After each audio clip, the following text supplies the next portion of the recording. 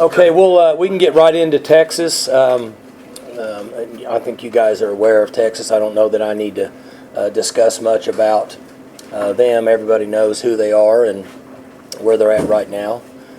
So whatever questions you guys have for me about the game, I'm ready to roll.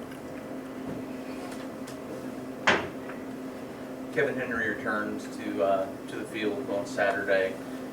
When you looked at film, what did you see from him in that little opportunity that he was needed because of Malcolm's injury? He's doing just fine. He feels better now. He practiced most of last week, should practice. I can't imagine he won't practice full this week. It's nice to get him back.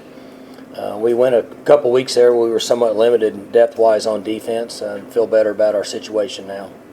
From the work you did yesterday, what do you guys feel about Texas so far? Same as they've always been. Defense are big and strong and fast and can run. Offensively, the quarterback's considerably better than he has been, in my opinion. They got big, tall receivers. They want to throw the ball down the field. Just from what they've done this year, they have changed, in my opinion. They're throwing the ball much more than they ever have been. Traditionally, when they came in the league a few years ago with Coach, they were rushing the ball and more of a power team. I don't see that now. I see more of a team that's throwing the ball down the field. So they're throwing the ball more and Ellinger's playing better. Those two things go together, or are they mutually exclusive? Both of those things are correct.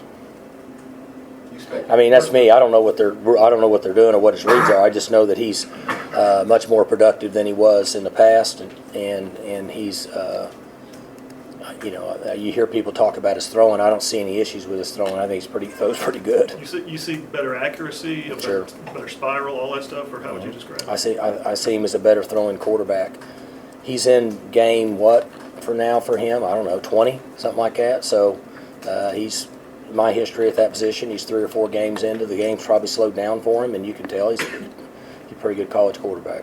One general look back at the Tulsa game. It did great if the second quarter hadn't happened, but it did. And as a result, your team had to respond. You had to come up with the adjustments at halftime. Is your team better for having dealt with that in that particular game? Or would it have been better just to continue at the first quarter and just romp? Because some lessons learned pay off later. Sure. I don't think there's ever a question that if you get pushed and get behind, have to rally, being on the road, all those things, get hot, get fatigued, that if you battle back, it should make you a little bit better team. I can't see any reason it shouldn't. I don't know that anybody ever really knows for sure, but I would have to lean that way versus the other. Mike, you said Texas is the same as always, but for 10 years they were looking, between Colt McCoy and Ellinger, they were looking for a quarterback and never really found one. They clearly found one now. So how much of a difference has that made in the Texas football program and the success level they've had? Well, what I was talking about earlier is they're still all big, strong, and fast and can run. They're all 4- and 5-star players now. And the difference is that Ellinger, in my opinion, is more comfortable and is playing well and he's throwing the ball really accurate. That's what I see up to this point compared to a year ago when he was still relatively a young quarterback. You see growth out of the Texas program as well under Tom? I don't know. I mean, Progress. Obviously they're playing better. They're ranked, whatever they're ranked in the country, so they're doing well. The internal side of it, I don't have any idea. Mike, you have a 5-game win streak in Austin in front of such a large and hostile environment. How do you keep your players kind of level-headed going into these games? Well, it's the same for us each week. We get that question, big game, regular game, conference game, non-conference game. Our approach has to be the same. 19, 20, 21, 22, 23-year-olds, in our opinion, is trying to keep them focused on the task at hand. There's other distractions going on more so than ever in society today, so try to get better every day and try to play better every week. Coach Gundy, do you expect David Harper to play against Texas? I hope so.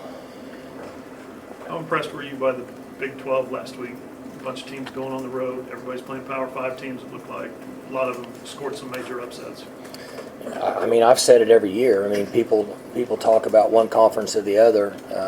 I think that you take in my opinion, you have 6 or 7 teams a year that have an extremely high talent level, then have a lot of money in the organization and their athletic department, and they kind of work in a different area. And the difference now is you can take those 7 or 8, 9 teams through about 50, throw them all together, and anybody can win the game based on focus, injuries, turning the football over, things like that. That's why college football's stock is going through the roof. Everybody likes to watch it every week because you never know what's going to happen.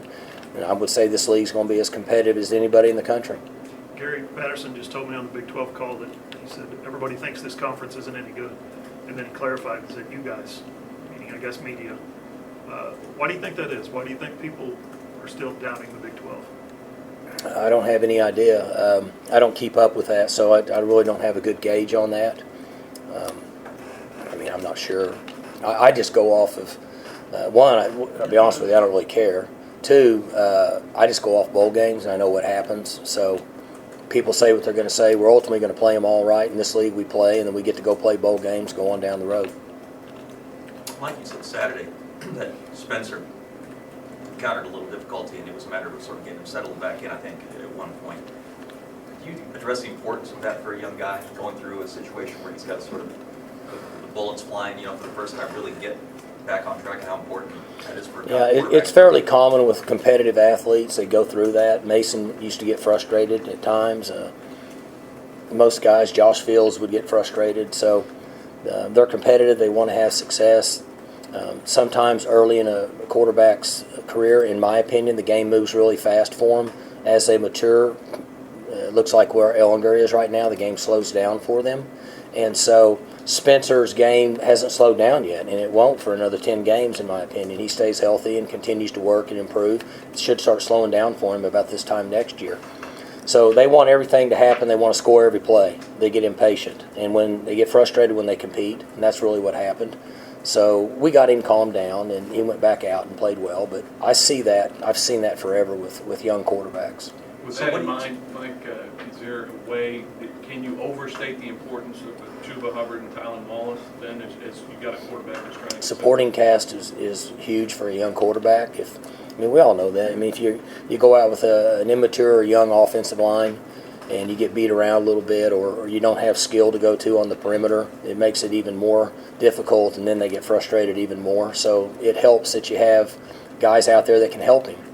He just needs to stay in his world. He needs to play his game and distribute the ball based on what our coaches think's best with our offensive schemes, and he'll be fine. What does your role to follow up become in a situation like that? What do you say to him to help get him back where you need him to be? Oh, I just tell him the truth. I just grab him, put my arm around him, say, hey, just relax. It's okay. It's all good. You need to compete, play hard, be durable, be tough.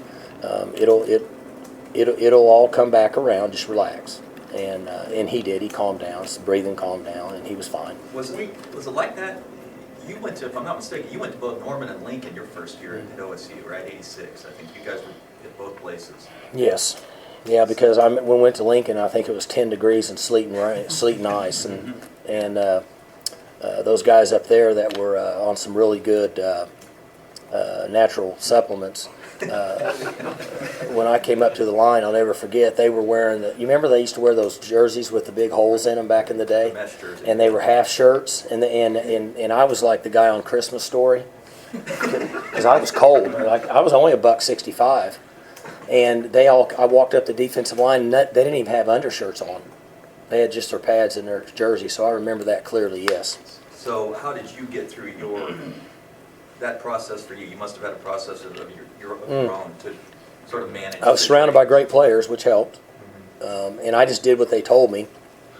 And I knew that they took the guy out in front of me for throwing interceptions, so I knew not to throw an interception. That's how I handled it. Weekly offensive line question. Against Oregon State, we know, terrific grade. Last week, I think you said kind of average. But it looked like, watching it, the offensive line bounced back. They had a really good day on Saturday. They were in the middle of the row from Oregon State and McNeese. Oregon State was really good, and McNeese was average, and they were good. They were in the middle of those two games.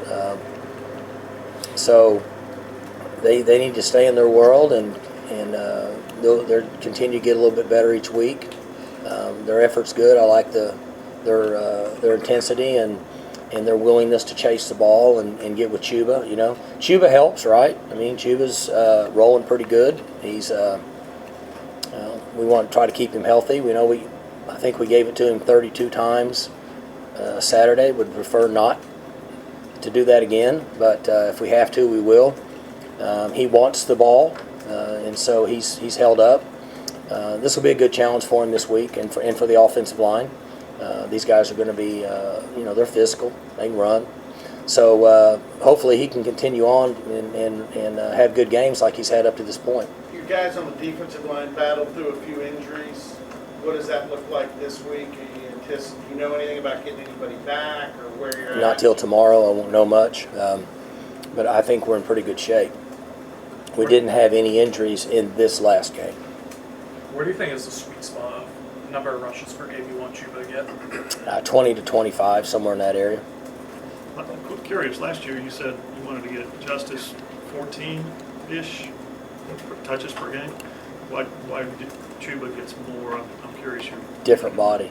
Different body, different. Completely different body. Workload. Sure. Okay. One guy's $185 and one guy's 210. I was heading into week one, you talked about how Tyler Lacey has more of a focus this season. So 3 weeks into the season, how have you felt that's played out on the field? He's done much better. He was actually our defensive player of the game. And I joked with him. He was immature last year at times, and I would have to chew on him pretty good when he was on the scout team. And he made a good transition in the off season. He's working harder, getting better. He's got a long ways to go, but he has a good frame. His strength level's coming up. His intensity is considerably more than it was. Now he was redshirting, but he's getting better. If he continues, things work out well for him. If this year, next year, he should be a pretty good player. Looks like Mason Rudolph just got his big break. Ben Roethlisberger's out for the season. Your thoughts on how he played yesterday? And I did not see anything. I only know what Chris Deal put in front of me, his statistics. I didn't see one clip. I did talk to him, and I know that he was excited. And from what I understand, he played pretty well in the circumstances. And now it's his job with Ben's elbow obviously being injured. So I just know he's excited, and I would expect that he's going to be very prepared to play as well as he can. think he's going to have success? Do I? Yes. With Chuba, can you just talk about how he responded from the previous game where he fumbled and had his workload kind of reduced because of that, how he reacted? He's done well. As I said last week, he's very serious about football at this time. He made a transition in February. When we got back from the bowl game, I saw a completely different person on the field and off the field, and he's been that way. I met with him. He came by and saw me this morning, and he understands, and he's very intelligent. He can take coaching, and it's pretty clear cut around here what our goals are. We try to stay as close as possible to him, and he knows that he needs to protect the football for him, for us, and for his career. And I think he understands that, and I thought he responded pretty well. Each week it'll get tougher. There's wear and tear on his body at that position. Teams we play, when we get into conference play, it gets more difficult to move the ball and score points. And so it'll be interesting to watch him as he transitions through conference play. But up to this point, he's been a good player for us. How happy are you with finding that the next guy coming in behind him when he needs a break? Well, we got a couple guys that are giving him a little bit of a break, but they need to. LD needs to run. He's chopping his feet, looking around. He needs to run. That's his strength. He's fast, and he's not as comfortable, in my opinion, as what Chuba is right now. I'm not making a comparison. I'm just saying Chuba is going and rolling. He's not sitting around waiting. LD's chopping a little bit. He needs to run. He should be performing better than he is, and I think he will. He's just a little unsure right now. We need him to stick his foot in the ground and go north. Mike, you only had 4 receivers catch a pass last week and a lot of targets to Tylen. Do you emphasize more trying to spread the ball out to take some pressure off of Tylen? Defense determines where we go with the ball. We can't make that choice. This has been going on for us for 10 years. We don't have any idea what we're going to get. If they want to play 2-on-1 over the top, got to go to the other guy. If they don't, then you take the single. If it's zone, determine on where they drop in the zones is where we go with the ball. So we don't really play as much in a role in that as the defense does. You seem pretty optimistic about getting Des Jackson more involved towards the end of fall camp, and still haven't seen him. Is there any updates on his status? Hopefully he'll be out there this week. Like the narrative for a long time was blowing leads to Texas. Played well, gave it away. Now, over the last decade, you're dominating Texas. What all happened to make you get on the right side of this series? I think Texas is always going to have really good players. Some of those leads we have were against Vince Young, and in the second half, that he turned into Superman pretty much everywhere in the country, not even just against us. I was just my boys were watching one of those shows the other day, 30 for 30 or something. I was watching them in that championship game. He took it over against SC. That had something to do with it. I guess the other side of it, we just got better. We started to end up with some really, really good skill players here. I'm hoping that we were tough internally in our offensive and defensive front, and that helped us to finish games. What's it meant for the program to have that kind of sustained success against Texas? I mean, we live in a society today where people want instant gratification and success in all areas. Some may not be as important to others, but it's good to win, and we work extremely hard, just like other college football programs, and so you want your players to enjoy some success, and I think that it helps the overall feel of the organization. Is there a point when you guys kind of viewed that as sort of a benchmark you were trying to, as you were climbing the ladder of the Big 12, this is one of the teams that we need to? I think the one thing that has been fairly consistent with my comment is that in order to win the Big 12, you got to knock off whoever's been winning the Big 12. And over the history, at most times, Oklahoma's been there, and early Texas was there, and then they faded for a few years, but obviously now they're playing much better, and so they're in a position to compete for that title. So our goal each year is to win the Big 12 conference, because we feel like if you win the Big 12 conference, you have a chance to get to the next round. And so we want to try to take care of that first and then worry about the next. And Texas, I would guess, is usually going to be in that race. Do you happen to catch which team has the leading rusher in the country and the leading receiver in the country? Well, I was told that this morning. I would have never caught it because I'm never anywhere where I would see that, but I was told this morning, yes. What does that do for you? Just this week only? That's three. Yeah, it's pretty games cool. in the Yeah, season. I don't know if anybody's, I guess one of you guys could research it. I don't know if that's ever happened before. To be into maybe it could have happened like week 1 or something, but once you get into the football season, which we're in week 3.5, I don't know that that's ever happened, where you've had a leading rusher and then a leading receiver on the same team. Most offenses that, I should say outside of this league, most offenses over the history of college football had a rusher or a passer or a receiver. And I don't know that there's ever been anybody this far in the season have the leader in both categories. So it's probably pretty unique. Spencer didn't run as much early against Tulsa. Was that by design, or is that another one of those things where the defense kind of determined it? Yeah, they had guys in the alley, and after we had some success rushing the ball, they went to an extra guy also, played man coverage, and so really you're a man short rushing the football, even with the quarterback. Mike, another old narrative was when you guys had trouble winning on the road, and that's not been an issue for a long time, and that's manifested in Austin. We've won 5 in a row down there, only team to ever do that. What does that say about your program that you go to a place like Austin, win 5 in a row? Well, we're proud of that. We all know this. There's certain programs that you look across the country and people recognize the name, and that's one of them. And so that's a great accomplishment for the organization and the guys that were here before, and that we can compete with teams that essentially get their pick in recruiting and fluctuate on annual budget of $235 million. So it's good for us, but we don't see him as any different than anybody else. We have respect for him, just like we do other teams we play. We're going to put our game plans in all three phases. We're going to get as much work done as we can. We're going to try to keep them as fresh as possible.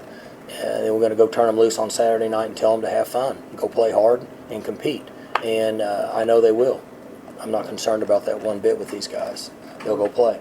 In general, it seems like in recent years you play better on the road than you used to.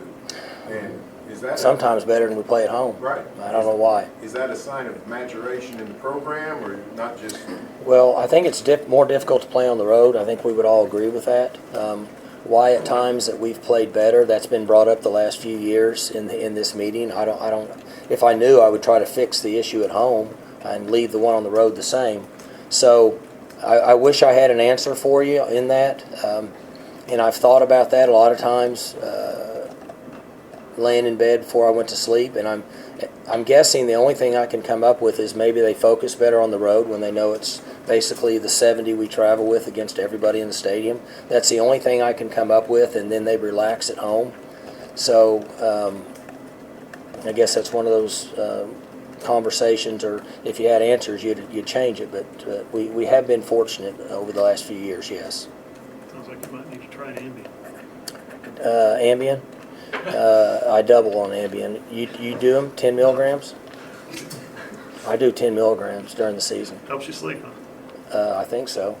I don't remember. I don't take them in the off season, but I take them in the season.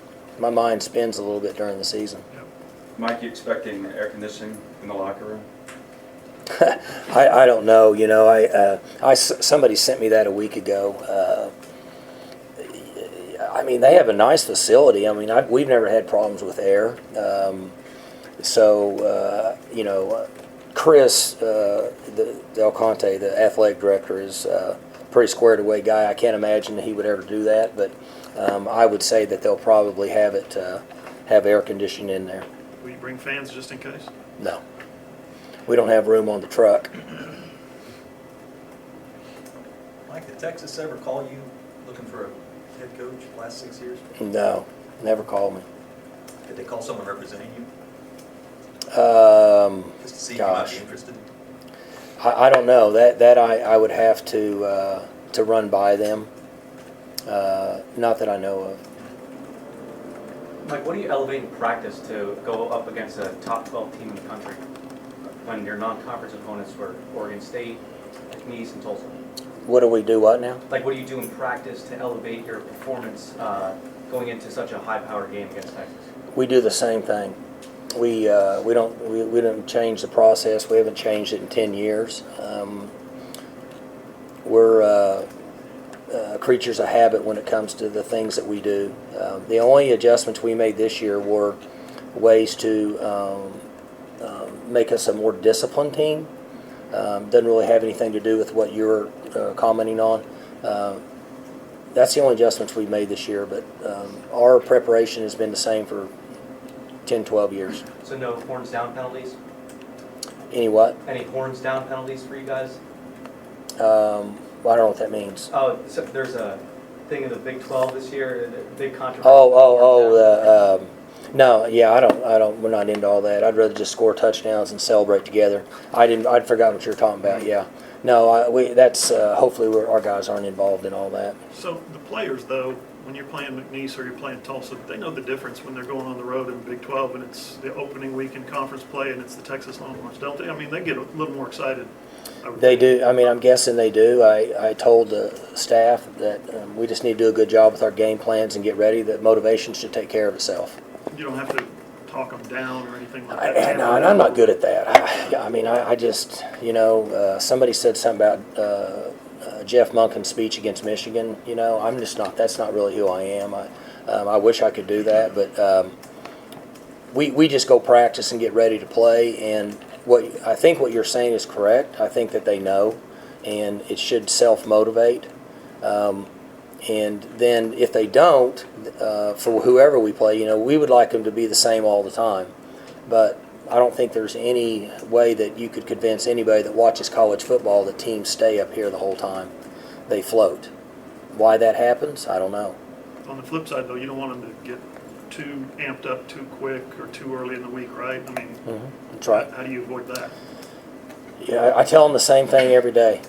I mean, and it was the same answer I just gave earlier. I do the same things all the time, and I say the same things every day, and try to eliminate that. So, it's like, we have it at the hotel 3 hours before we go to the game. I meet with the team for 30 minutes. I can't give my best Vince Lombardi, Knute Rockne speech then. There's 3 hours from playing. So I don't do a lot of that. Sometimes maybe in the locker room for 30 seconds, but they got to go. They got to go play on their own. And so I've never really relied on much of that. How much do you rely on your older players? They do it, yeah. We've got guys, we've had some vocal leaders on this team that have stepped up this year that help. And they need to do it. I mean, they're the ones playing. They're involved. I'm not out there. So they need to motivate themselves and generate that energy amongst themselves. Any update on Calvin? All that's the same. It's like I said last week. I don't know if maybe you weren't here, but whenever he gets ready to get into serious enough practice, then I'll let everybody know. But he's still slowed with that back injury. Possible red shirt. I know it's early. You think about things like that. I wish I could tell you. He could come back in 10 days and be full speed. I mean, that's what I've been told. Or maybe a month. I'm not sure. Because it's not like there's a broken bone or it's not like there's a torn ligament. It's just a typical back issue. Coach, you talked about getting to the bottom of the unsportsmanlike penalty in Tulsa. Did you ever find your answer? The what now? The unsportsmanlike penalty during the Tulsa game? Well, it's he said, she said. I mean, so, and I don't know because it's not on tape. I wasn't able to find it on tape. It happened, both of them happened about 45 minutes after the play, so I couldn't find them on tape to find out evidence of who was guilty. Do your Texans get more fired up for this game than your non-Texans? Oh, guys on my team? Yeah, the guys from Texas. It's get fired up to play the Longhorns? I never asked them. I will say that I think that because they're playing in the state of Texas and all their buddies and people come and watch them play because they can get to the game pretty easy, I think that helps. How many of your Texas kids, Mike, did Texas recruit generally? Really? Wow. 0? I mean, Spencer, no, they did. They didn't offer Spencer. well, they recruited him, yeah. They didn't offer him. I mean, I don't know who. I mean, who got a letter? But you talking about offering? Yeah, sure. I think you're right on 0. Now, where does that fall in the motivation factor? When you talk about kids getting too excited to play Texas, they probably circle this game on the I mean, calendar. I wish I knew. I wish I'd like to be able to say it's going to make them, come out with that attitude and all that. But this, the young people today are a little different. It's just different the way they motivate themselves and what they do. So I don't know if it's a factor at all. It seems like it would play into that winning streak you have against them. The fact that guys are extra motivated to play against Texas. I don't know. Were you motivated to play against Oklahoma when you played? I guess. I mean, that's been so long ago. I can't. I think I like to play every game. I mean, I didn't like if you and I went over here and pitched pennies on that wall. I didn't want you to win. So I would say yes. You'd have no chance. Can you pitch pennies? I'm really good at pitching pennies. Okay. Well, maybe we'll do that. Once we retire, you and I can pitch pennies. Winner take all. All right.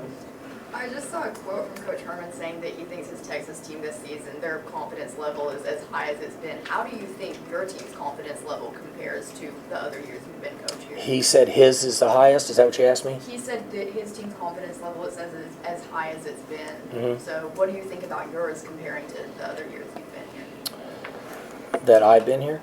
I think we gain a little bit of confidence each week. I think a lot of that is individual.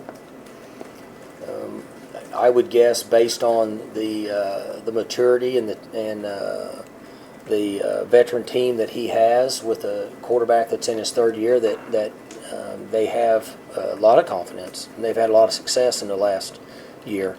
With our guys, I think the ones that are mature and have experience are more confident in themselves. I think younger players and inexperienced players learn to gain confidence as they go. And I think anybody that tells you that there's a young player that's out there and he's in his second game and he's a really confident player, I think they haven't been around athletes very long. They can tell you that. It's not the way it is. What do you think a win over Texas would do for your team's confidence going forward? Make them feel pretty good. Make all of us feel pretty good. Then we'd have to get back down to earth to get ready to play the next one.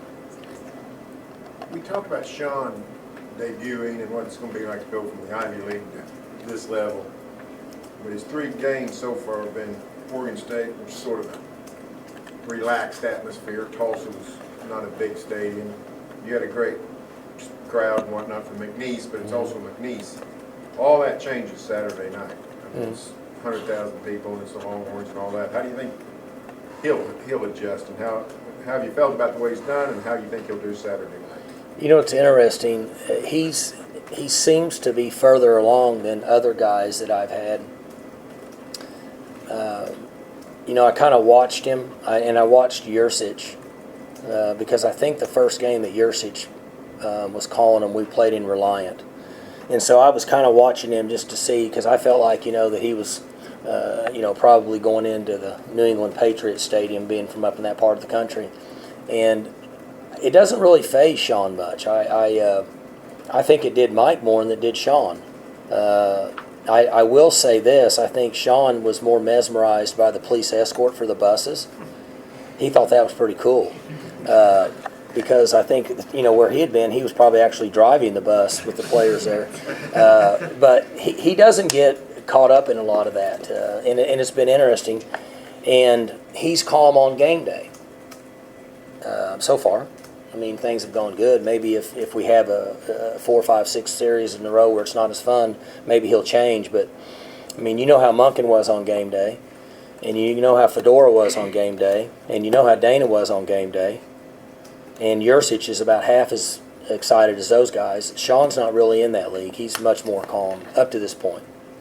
How would that manifest, like a player, you can say, man, he kind of overthrows a receiver if you're a quarterback. If your coordinator is kind of juiced for the game, how would that manifest being nervous or whatever you're talking about? I mean, Well, he's in the box. Well, yeah, but I mean, would that show up in like play calling? How would you know if it's getting to him or whatever? I can tell by listening on the headphones. The guys that have coached here before and called plays here, there's not enough machines to push beepers. Okay? And so I can hear them all, and I can tell real quick when it happens. They're all great coaches, but they have different ways. Up to this point, Sean's been pretty calm. You mentioned in the past Taylor not being the kind of rah-rah leader and Spencer being more of that. How does Spencer balance that with also being as inexperienced as he is? He's learning to do that. It's not easy. Again, this answer is very similar to what I gave earlier. Everybody has to be themselves, right? I can't come up here and be somebody I'm not. You guys have to be yourself. I think when you pretend to be something you're not, then people see you as artificial, and they won't follow you. It's the way it is. Same thing with him. So he's going to be who he is. We've told him that. We told Drew Brown, you got to be who you are. Same thing with Korn and Mason and all the rest of them. So Spencer, this is who you are. This is your DNA. This is your genetic makeup. This is the way you are. This is the way you handle things. Now, we might try to temper him one way or the other, but for the most part, he has to learn to handle issues that can happen in a game. I mean, he make a mistake and then make another mistake. What's he going to do? Probably not going to be very happy, but he has to be able to control his emotions to get on the sideline, get the information, make the corrections, put a plan in place, get back out on the field and function. And so it's a learning process. It's no different than what we talked about with Mason in Pittsburgh. And he's going to go through that again, and you would think, well, he wouldn't, but it will. He's playing in the NFL. I mean, so his emotions are going through the roof. If he continues to play, if Spencer continues to play, 10 games from now, they'll be different, just based on what we do. It's just like the first time you came in here, you're probably better at it now than you were because you're more relaxed. So I think it's the same at playing the quarterback position. You could hear Spencer a lot reacting verbally during the broadcast. You could hear him over the PA and whenever was a referee standing next to him with the mic on, you could hear him a lot. Was he mad at himself mostly, I'm guessing? Was he mad at I'm unaware of that. You heard it in the game? Yeah, a couple of times. Man. A handful of times. I didn't know that, and I didn't know what was said. So if I knew what was said, I would be able to tell you who he was mad at. But he needs to stay away from the referees when that mic's on. But I didn't know that. It's the first I heard of that. Mike, you guys have been a big play offense for 3 games. Does that go back to what you're talking about in terms of what the defense dictates and it's boom or bust, or is that just a reflection of the kind of talent you have? Or? I think both of what you said is true. Both things. I mean, we want big plays. We're going to be aggressive. We want a gunslinger approach. We want to chunk it down the field. We want to try to set things up to where we get big plays with our tailbacks. Doesn't always work. I mean, maybe we're inexperienced or not as good at certain positions on some years. Most of the years we've been pretty good at it, worked at it. But more of that, Barry, is dictated by the defense, the way defenses play. And they're set up and what they're willing to give you if you can take it from them, and what they're saying that we're going to at least try to take away and not give you. And you're seeing that evolution on defense in this league right now with the way people are playing. They're trying to eliminate the big plays based on the teams in this league that can get big plays.